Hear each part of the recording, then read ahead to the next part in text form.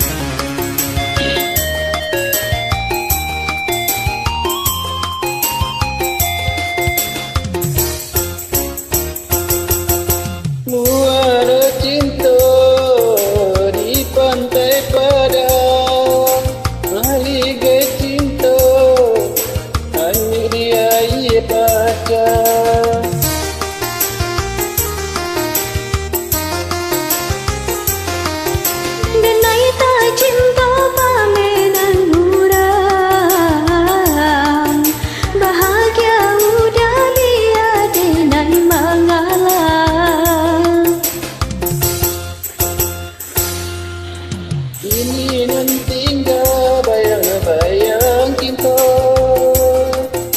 nan karenai simpan dalam lubuk hati.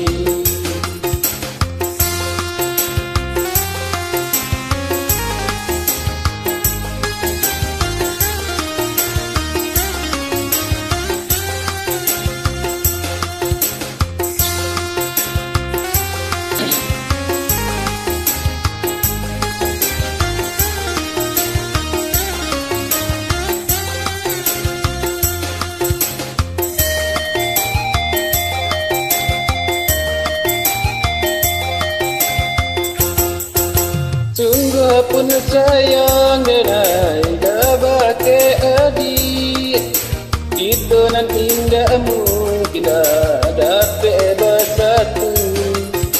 Biarlah dijahit itu tak berpisah, dalam mimpi saja kita bertemu.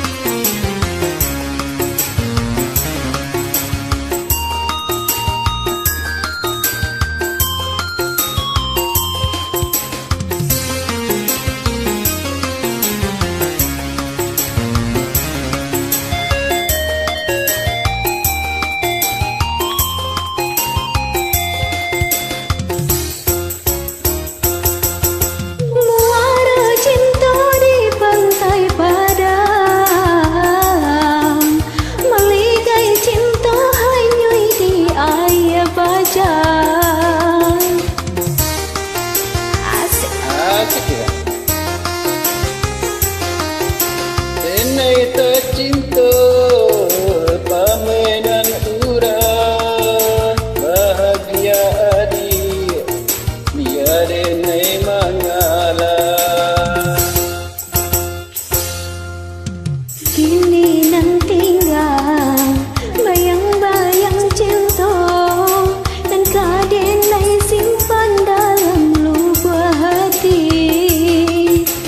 Luka rasanya di dalam hati, luka takkan malu kadenai bau.